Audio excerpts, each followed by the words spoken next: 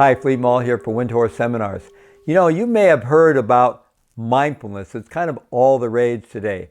Well, if you're not sure what it is and you've never tried it before, I'm just offering this short video here. It's going to be 4 or 5 minutes long, and I'm going to introduce you to the basic practice of mindfulness. So you can at least give it a try, and now you'll know what it is when you hear people talking about it or you read about it, right? So what does it mean to be mindful? Well, clearly just in the common English language use of the word, it means to pay attention, right? To be present, to be thoughtful, to be mindful of something, right? To be more thoughtful, more present, to be caring, all those kinds of things. What we mean in terms of mindfulness practice per se is to really bring our attention to the present moment, right? So we're intentionally paying attention to the present moment and just being attentive to whatever's going on with ourselves and the world around us. And as much as possible, we're doing it in a relaxed way, in an open and curious way, and in a non-judgmental way, right? So one definition that my colleague John Kabat-Zinn often gave was paying attention on purpose in the present moment in a particular way, right? So in a particular way meant non-judgmentally or with open-mindedness and curiosity and so forth. Okay, so let's just give it a try. So wherever you are, whatever you're doing, you can just begin bringing your attention to your body to begin with. If you're sitting in a chair, you can bring your attention to the contact points between your body and the chair or your feet in the ground and just feel those sensations there, right? So being mindful of body means that we're noticing physical sensations and we're also willing to feel them. So we're noticing and we're feeling, right? And by tuning into body, we mean the actual tactile physical sensations that make up the experience we call body, right? All right, so just keep bringing your attention to the body and seeing what you notice there and just be curious about it, willing to feel it. And you can gradually expand your awareness throughout the body from head to toe.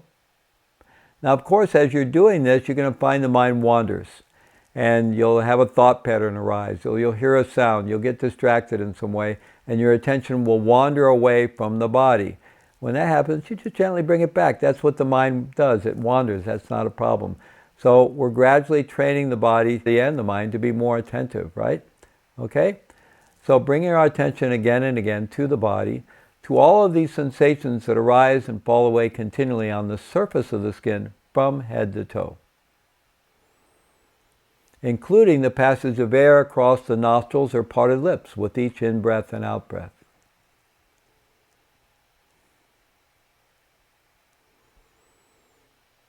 Now, I believe it's also important to pay attention to the sensations within the body because that will deepen our felt sense of the body. And the more we have a deeply felt sense of the body, that tends to anchor us in the present moment. Makes it a little harder for the mind to drift away, a little easier for it to come back. Okay?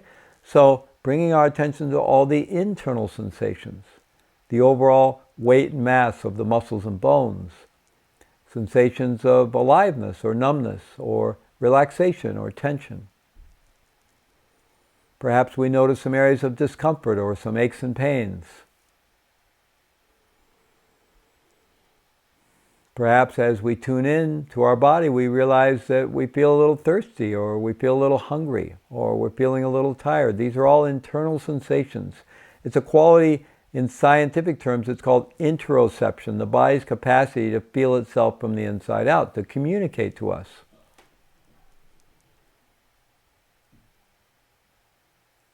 And in particular, as we continue tuning into the body, we could bring our attention to the breath, to that flow of sensate experience we call the breath.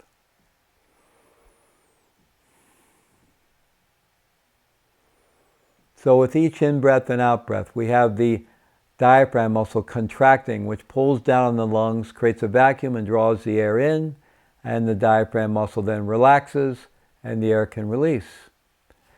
And with each in-breath and out-breath, we also notice the rib cage expanding and contracting, the belly rising and falling, the passage of air again across the nostrils or parted lips. So there's a whole flow of sensate experience, and it has this wave-like motion, just letting the breath be as it is, and it's like waves lapping at the seashore. So tuning into our breathing is quite relaxing. Okay, so there you have it, the practice of mindfulness of body, mindfulness of breathing. The core practice is to take the body and the breath, the actual sensations that make up what we call body and breath, as the object of mindfulness. In other words, what we've decided to pay attention to. And then whenever our attention drifts off anywhere else, we just gently bring it back. And we can bring it back again and again and again. And each time we come back, we're training the mind to wake itself up and come back to the present moment. Right? The body and the breath is a reference point. That's happening right now. So that's in the moment. So we're training our mind to wake itself up, come back to the present moment. And we're also training ourselves to let go of distractions and simply to be more present. And over time, we'll develop a more concentrated, a more focused mind that will serve us in just about any activity that we might do. Now, it's also important to remember to bring a friendly, open, curious attitude to our experience as we're doing this.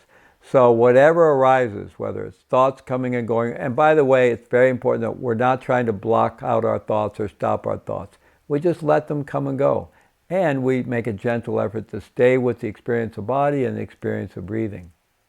So whatever arises, thoughts, memories, physical sensations, other sense perceptions, emotions, just whatever is coming and going within the field of awareness as we practice mindfulness of body, mindfulness of breathing, we just let it come and go. And as much as possible, cultivate an accepting attitude, a curious attitude, a non-judgmental attitude. Even if we notice that we're judging ourselves, we could avoid judging ourselves for judging ourselves, right? We might even find ourselves judging ourselves for judging ourselves for judging ourselves, but at some point we could laugh, have a sense of humor, and let that go. And come back to simply being with what's arising moment to moment, having this quality of just allowing our experience to unfold with openness and curiosity. This is the practice of mindfulness. Give it a try. I hope you find it beneficial.